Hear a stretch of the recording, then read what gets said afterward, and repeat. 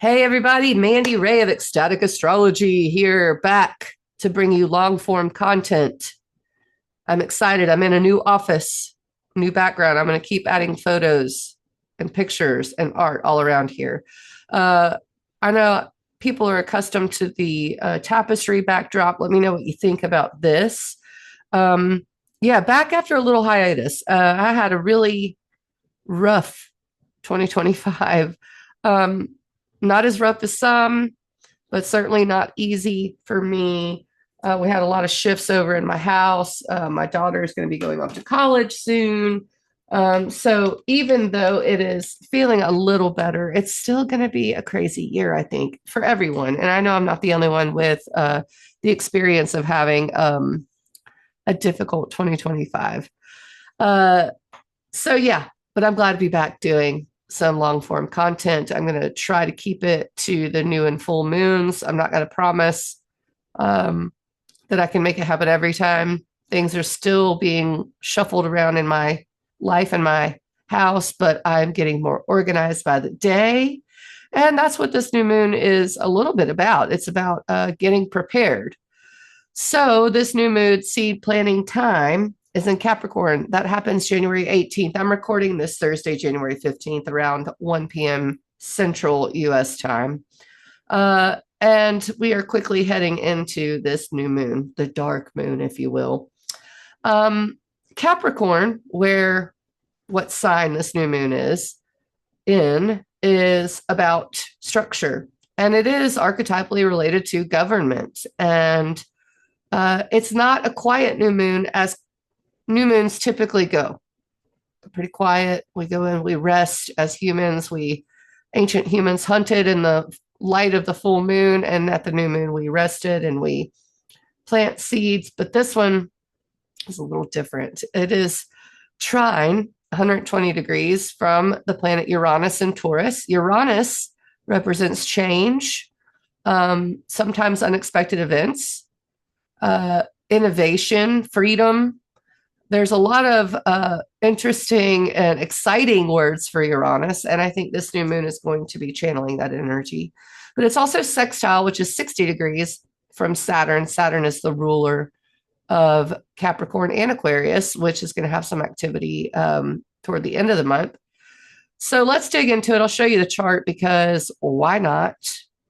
I think it's going to help describe some of these things and how they're connecting. So this is today. This is the moon in Sag. We're going to go on forward to the new moon, January 18th, 1:51 p.m. Locally, it's going to be Gemini rising for me. It's always fun to see what rising signs happening during the lunations, if you're interested in that sort of thing. So this new moon is at 28 degrees of Capricorn. Late Capricorn is what I would say. There's the trine to Uranus and Taurus. Let me get my little, I like to point with a little spotlight. There's Uranus and Taurus right there. And then there's Saturn and Pisces. So we're making this mini grand trine. There's names for it. It is an aspect in which they all communicate. So if you're new to astrology, planets are kind of the what aspects are how they communicate. The signs are the flair, the how they do it. So when you have the sun, you're talking about our power plant, right? The moon, emotions. You can see there's Mercury and Mars there. Mercury is how you communicate. Mars is how you act. Okay. Saturn is how we structure things. It's responsibility. Neptune is illusion, spirituality. Venus, love, money. Pluto, power. Uranus, change. Jupiter, expansion and truth, right? So I'm just taking you through all these planets so that you know what they are. I'm trying to make it accessible to people. Apologies if you're an astrology aficionado and know all of this, but they communicate, right? So what we have is the new moon, new beginnings, communicating with Uranus, change in Taurus, which can be the land, it can be the economy, it can be food. Taurus is a fixed earth sign, so we're having some shaking up, think earthquake, right? I mean, maybe not literal, sometimes literal though. Saturn, structure, government. So here's the thing. I think change is afoot. We're being asked to take a look at the structures in our lives and where we might want to think outside of the box and in how we're building our futures. Yeah, I do like the fact that happening in the late degrees is like a final cleanup, because we've already had the sun go all the way through Capricorn. Late degrees of Capricorn are really powerful. Okay. So let's take a look at the Sabian symbol for the 28th degree of Capricorn. Now, Sabian symbols are just word pictures for a certain degree of the zodiac, but they always hit, So I like to read them. I like to kind of contemplate what that means for me. And it is a woman reading tea leaves. It's the ability to see the signatures of hidden meaning in every occurrence drawing one's attention. So basically clairvoyance. So, okay, here's why this is so crazy. It's because with the sextile to Saturn and Pisces, Pisces is the sign of clairvoyance. It's intuition, but it's also illusion and disillusionment. So we're being asked to trust, we're being asked to see through maybe some narratives that we're hearing. We're being asked to tap into our spirituality, what we know is right, okay? And build structures in that direction. The old structures are dissolving. I think that's really clear. Saturn is going to hit Neptune soon in February at the 0 degree point of Aries. That is a brand new beginning. New beginnings require a dissolution of the old way, of the old structure. At the same time, we are radically doing it. That's Uranus, right? So I do love that Sabian symbol being clairvoyance. Intuition is very, very important right now. With the advent of AI, with the lies that we're hearing from those at the very top, you couldn't describe it astrologically perfect than this. This moment reflects that archetypally. And that's how I like to use astrology. Venus and Pluto at the same time conjoined here is really bringing in the collective nature of this.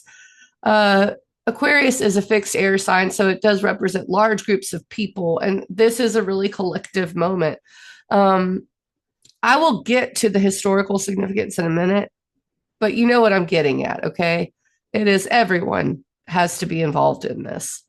Pluto is power. Sometimes it's disempowerment. It is the overarching theme of power, and people try to grab it, people try to take it, and people try to claim it and try to be empowered. So this moment, especially with regards to relationships, is important. And then you have Mercury and Mars conjoined over here. That is loud. That is words, angry words, frustrations, secrets being revealed, lots of communication, directed communication, pretty decisive action. It can be sharp words. But in Capricorn, Mars is exalted in Capricorn. And that's good because it's making moves for the good of achievement and for the good of structure and for the good of authority, right? But Mars moves. So this is authoritative moves as well. Now, you can apply this to your own life, and I'll go through the rising signs, and you can apply it to the collective. But this moment matters because we are reorganizing, okay?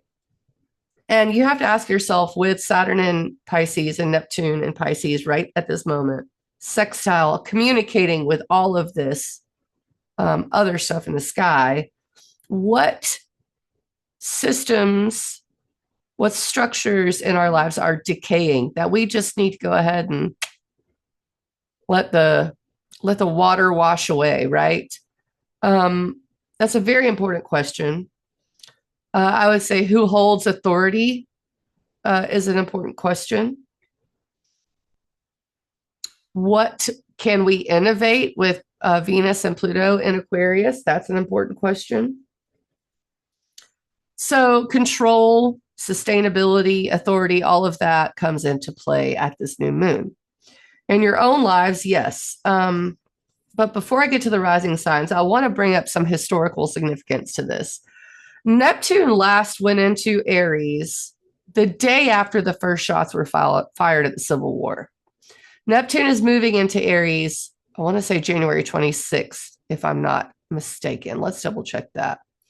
The reason this is important is because this is the last gasp of Neptune in Pisces. As you can see, Neptune is at 2948. It goes up to 60 minutes. We are almost to Aries at this point in time. January 26th, that was correct. I'm just going to say that it is new beginnings as Neptune moves into Aries. Aries is the equinox point, okay? It's when spring begins. It's very important for astrologers. We look at the Aries ingress of the sun every year. It's the turning of the wheel. So the fact that Neptune, an outer planet, is moving into this area is a big deal all by itself. But the historical significance of the Civil War, I think, looms because I'm in America. I don't know if everyone watching me is in America, but we're having some problems right now. Let's think about other points in history where this kind of, I want to say, it reverberate. Yeah. So 1774, there was a new moon at 14 degrees of Capricorn. Uranus was in Taurus at 26 degrees. Neptune was in the opposite sign of Virgo. So if you look at the chart, Virgo's over here. So we're also in the opposite sign of even the buildup to the Revolutionary War with Uranus and Taurus, with a new moon. There were colonial riots. There was resistance to British rule. And of course, authority was questioned. 1858, this was pre-Civil War. There was a new moon. Let's get that exact degree. At 16 degrees of Capricorn, with Uranus at 26 degrees of Taurus. Neptune was in Pisces, right? This was the Civil War. Structures are redefined during these moments. 1942, that was wartime mobilization. That was a new moon, January 16th, 1942, new moon at 25 degrees of Capricorn, trine a 26-degree retrograde Uranus and Taurus, with Neptune and Virgo at 29 degrees. That's probably the closest to where we're at now. We're just in sort of an opposite thing. Neptune dissolves. In Virgo, that's very much, I would like to say that's more like habits and service to humanity. Neptune in Pisces is almost cult-like, and I think that's the difference in what we're dealing with here. But there are historical reverberations to this new moon. I mean, even as far as, UK involvement, China involvement, escalations in the Holocaust, right? That was January 42. Here we are again in history, So I think the Venus, Pluto, and Aquarius portion of this is who are your people, and not in a tribal sense, but who can you trust? Who empowers you? And are you empowered? I mean, the Venus-Pluto conjunction happens pretty much right after this. It is the 19th, the day after, I want to say. And then, what else is going to do it? The sun's going to hit it. Mercury is going to hit Pluto. Mars is going to hit Pluto. So it's a very different energy toward the end of the month. So right now, it's like, what structures are serving you? What structures do you need to get rid of? How can you prepare yourself? And I'm not being doomsday or gloomy here. How can you prepare yourself for inevitable hardship, for inevitable change? It may not be hardship. There may be an advancement in AI once Uranus moves into Gemini in a few months, which is going to be a brand new world. Every time the United States has been at war, Uranus has been a Gemini. right? So the writing's on the wall. This new moon is important. Take a look at your stuff, man. What you got around you? What are the trees look like outside your house? It's like really take your face out of your phone, connect to the land. This is earth heavy. And then let that also be intuitive for you. I mean, the stage is set. We have protests in Minneapolis, right, because of the ICE deportations. The Insurrection Act was threatened today when I'm recording this. It's, the pattern is appearing. So it matters how we organize. I think that's the most important part of this. It matters how we organize. We're going to start with the rising signs. Okay. So we're going to start with Aries rising. This is happening in your 10th house of public career. So you're setting new intentions for that area. With Mercury and Mars, there is a lot of career achievement energy. The Saturn Neptune conjunction is in your 12th house. That is clearing some subconscious patterns for you. It's like subconscious restructuring. Uranus and Taurus is supporting all of this with change in your income or what you value.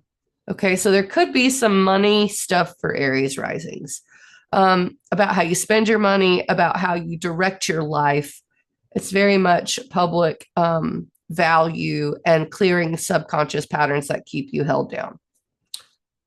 Okay, Taurus. This new moon is in your 9th house. The 9th house is beliefs. It's the direction you're headed, especially with regards to adventure and like what path you're walking. Okay. It's the story you tell yourself. That's the 9th house. So it is like, I need to restructure my beliefs. I need to make sure I know what is true for me. Saturn and Neptune are in your 11th house. This is helping to dissolve your ideas, your subconscious patterns around the networks you're involved in, large groups of people, your future.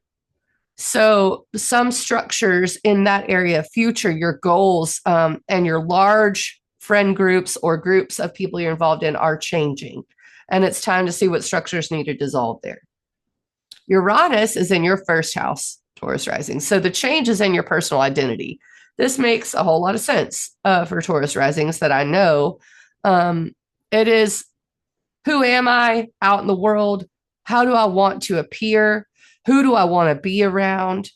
What are my goals? Okay, Gemini rising. This is in your 8th house, the new moon is. So it's shared resources, contracts, other people's money. So pretty much a power dynamic thing for you. You are setting new intentions around boundaries, I think, around what your worth is and how much you give to others versus what they give to you, who has power in your life. It's a pretty deep new moon for you. Saturn and Neptune are in your 10th house of career. So you're reshaping, you're letting old structures dissolve in your career area or your subconscious patterns around it, because that's what Pisces is. It's your spiritual beliefs about the direction your career is taking. So you're kind of changing that area up, like let one career go away so you can invite the new one in. Uranus is in your 12th house of, I want to say intuition. So it's activating that. Okay. So this is a really deep, almost subconscious, spiritual, internal work for you. But all of that will also connect into the career public part of your life and how you're redoing it. You're redoing yourself internally to redo yourself in public. Cancer risings. It's a new moon in your 7th house of relationships. That's me, which is why I chose this new moon to do this video. So let me be a little bit of a guide here, because it's a good time to reach out. Structures and boundaries around relationships, the people in your life. It's a lot of communication with Mercury and Mars there. I'll say that too. Saturn and Neptune are in your ninth house, dissolving old beliefs, redoing your truth, letting certain things go away that you believe to be true, and allowing new things to come in. Uranus is in your 11th house. So new communities, new goals. You are really shaking that part up. You're like, okay, I got to actually follow through on my goals. And I believe that I can. And I'm going to reach out to people to help me do that. Or I'm going to meet the right people to help me do that. Leo rising. It's work, health, routines. It's in your 6th house. It's really your habits. That's the 6th house thing. 6th house is also pets. So that's just a little tidbit. I love that the 6th house rules pets. So what we're dealing with here is new habits, new ways of being in your daily life, and getting to work there pretty much. Saturn and Neptune are in your 8th house. So that's your entanglements, again, other people's money, your contracts, and you're letting old karmic contracts dissolve there. It's your empowerment. So subconscious patterns, maybe like making yourself a doormat. Not anymore. Not for Leo risings. What maybe your ideas around what people deserve out of you or how you link into serious relationships. Uranus is in your 10th house of career. I'm getting ahead of myself because that's really exciting. So you're really trying to shake up your daily life, but Saturn and Neptune in your 8th house are having to dig up some things that you're pushing down deep and let it go, especially around fear of success, fear of that if I do it the right way, I still won't be happy, that kind of a thing. Leo risings, just get to work, basically. It's good for your career. Virgo risings, this new moon is in your 5th house. That's creativity, children, romance. There are new structures, new ways of doing things that you are, especially around creativity for Virgo risings. I'm getting that. If you have children, yes, absolutely. It might be new routines with your kids or something like that. But it's how do you structure your fun time? Do you have fun, Virgo risings? Maybe that should be important to you. So Saturn and Neptune are in your 7th house of relationships. So this does seem relationship heavy. It's about new ways of doing relationships, letting the old ideas you have about relationships go away so that you can maybe invite in more personal fulfillment in relationships. Uranus is in your 9th house. So again, belief patterns, changing that up. And so I think if there's a lack of fun and a lack of social interaction in your life, that this new moon is the time that you want to restructure how you do it. Like maybe you just don't like the way you're hanging out with certain groups of people or with your friends or with your partner, and you just need to inject a new way of having fun and getting rid of, your personal belief patterns with Uranus in your 9th house that are holding you back. This is changing beliefs, probably about romance and relationship, creativity, and friendships. Libra rising. This new moon is in your 4th house of home and family. So this is definitely familial for you.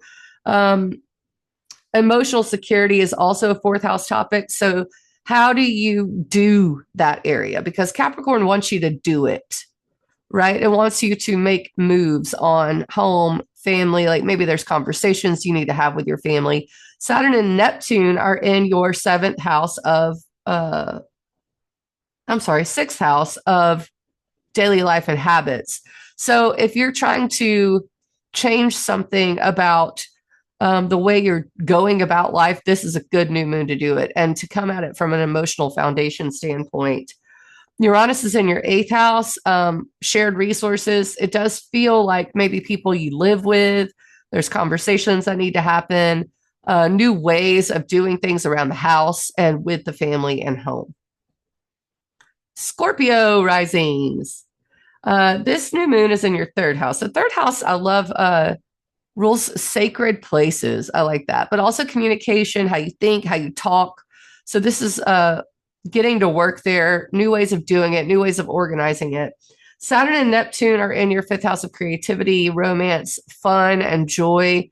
So whatever's holding you back there, it's time to let that structure go and invite something new in.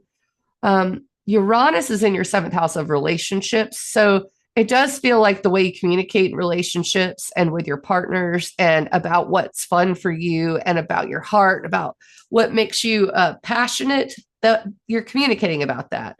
A lot of talk about how to do things, who to hang out with, when you want to get together and paint, that kind of a thing. But I also think, as far as empowering yourself in communication, that this is an important thing for you.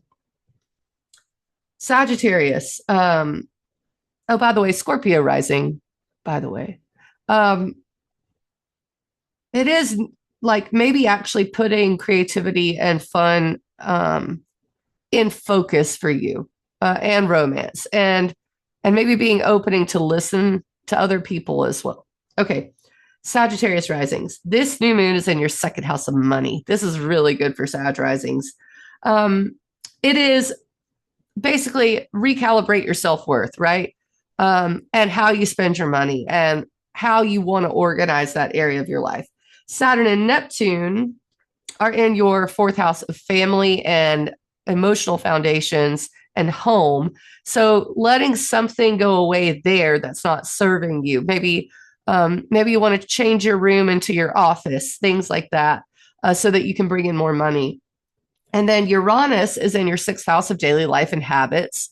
So this is about how you can do things every day and at home to invite in new assets, new money, new even self-worth. You know, like what can you do at your house and with your daily life and with your health that can invite more abundance into your life.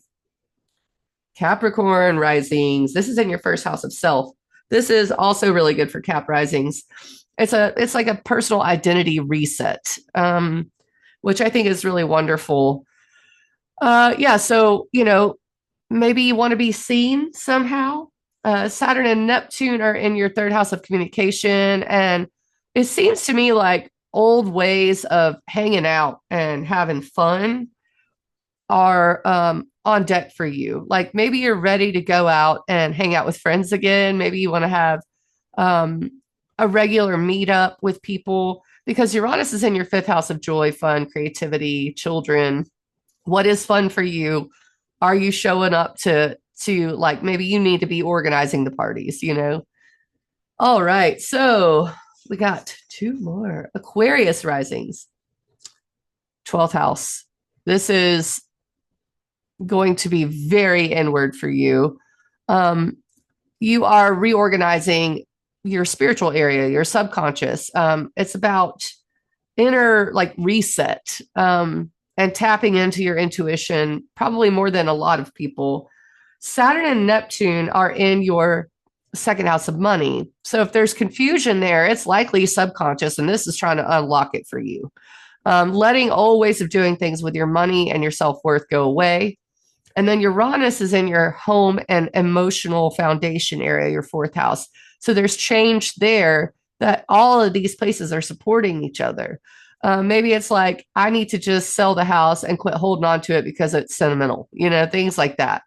It's subconscious, but it's also material in the way of money and home. But it's also emotional. So there's some deep stuff going on for Aquarius risings. But for Pisces risings, it's very much get up, go get them. It's in your 11th house of goals, the future, large groups of people. So you are organizing something. Okay. And I mean, it could be starting a nonprofit. It's kind of crazy like that. The 11th house is outward. So you're supposed to be doing something outward right now. Saturn and Neptune are pretty much dissolving your old identity, which makes sense, right? Like if you're going to be doing something new, with, organizing a group of people and having these new goals, you might be changing too, how you look, your hair, or just how you identify in a crowd. And Uranus is in your third house of communication. So I'm thinking social media. There's a change in the way you communicate to large groups of people and how you communicate your goals and who you are as a person. So that brings me to the end of the rising sign. What's next? What's next? Let's look. What is next? Well, January 19th is the Venus-Pluto conjunction. We're going to explore that really quickly. There it is, January 19th, 10:04 p.m. Empowerment. The sun is also ingressed Aquarius. So this is the day after the new moon. So it's things happening really fast. It's like, I'm making this commitment and then I'm going to charge ahead. Okay. And do something new and something wild and something innovative. And this is also really collective. And it's also a lot to do with government, especially with Pluto being there. And then you have, I want to say Mercury next, January 22nd. And this is powerful communication, empowering communication. Maybe that comes from hearing some communication that's disempowering. Also, secrets are a thing here. Big moves in regards to news, I would say. Can't forget Mars is going to trine Uranus in between this, I think. No, actually on the day of the Venus-Pluto conjunction. Also very news story headlines. Oh my gosh, I can't help but see more crazy stuff in America with this. So January 19th, January 22nd, we're having Pluto conjunctions. And then we're going to also have one with the sun, January 23rd. And then we're going to have one with Mars. So Mars is January 27th. All of those dates are the parade of things hitting Pluto. Now, I did the rising signs for the new moon. Let's go through which house it's in for each rising sign. This stuff is where you're going to be empowering yourself. Okay, so for Aries rising, let me get my notes back out. Aries rising, it's going to be your 11th house of goals and new adventures. Taurus rising, it's going to be your 10th house of career. This is where you're taking your power back and achievement and success. Gemini rising, it's going to be your 9th house of beliefs and the direction you're going and your truth. So it's kind of preachy for Gemini risings. For Cancer risings, it's going to be in your 8th house of shared resources. So this is other people's money. All right. For Leo risings, it's going to be in your relationship area, taking your power back with regards to relationships and maybe being determined and obsessed to do something. Okay. You could use those words too. Virgo risings, it's going to be in your habits, daily life, health, routines. So yeah, you're going to be committing to something here, I think. Or it's intense. I mean, it's intense, deep energy. Libra risings, creativity, joy, fun, romance. Scorpio risings, home, emotional foundations. Sag risings, communication, mindset restructuring. Maybe even mindset empowerment. All right. So you're putting your mind to something, Sag risings. Capricorn risings, money. Okay. Values, self-worth. You are about to go after some of that. Aquarius risings, your first house, yourself, your identity. You are like, hey, look at me, and this is what I mean. Okay. And then we've got Pisces rising. I'm sorry, Aquarius risings. I just did. Yeah. Pisces risings. It's your 12th house. So this is deep inner empowerment for you, Pisces risings. Okay. So after this, it's the full moon in Leo. All of those things that I just read for your rising sign, it's going to be opposite. The full moon's going to reflect that back. Okay. So I will come do another full moon video because after this, we start to get crazy. Neptune is now in Aries at this point. And I need to do rising signs for that. But just remember, we're restructuring. This is kind of like this new moon on January 18th is the calm change, the calm commitment to change and to restructuring before the momentum of Aquarius. Okay. That's what it is. It's you're rebuilding. Okay. And then it's like, I get to utilize this with the Aquarius stuff and with the Aries stuff coming in. All right. It's about preparation, y'all. We are prepared. We're changing things up. We're getting real grounded in what we want. We are letting things that are not serving us die away. Just clean up your framework now. Okay. That's a good thing you can do at this new moon in Capricorn. Allow yourself to change and shift. You can do new things. You can do it new ways. I am doing it myself with the return to long form content and trying to dip my toes back into astrology on a daily basis. I still work with clients. And by the way, if you'd like a session, ecstaticastrology.com, I would love it. I'd love to go over all of this, and I can go over the next year. I can look at your solar return charts. I can do your progressions. There's all kinds of fun things to get into with astrology. So you book that at ecstaticastrology.com. Always reach out to me if you have questions. Please like, share, subscribe. It really helps me. It'd be really awesome if I could start monetizing my YouTube content so that I can spend more time with people one-on-one. That would be awesome. Okay, guys. Follow me. Love me. I love you. All right, guys. I'm Mandy Ray. Thanks again for sitting with me and watching my content. It means a lot. And I hope you all stay safe and stay happy. I'll be back for the full moon in Aquarius. And please check out Practical Astros YouTube. We do we did a year ahead thing, and we do monthly things. So we're going to be collaborating going forward. And Asteria Sophia Kairos is also a collective I'm a part of, and we do things as well. I'll link all that in the comments.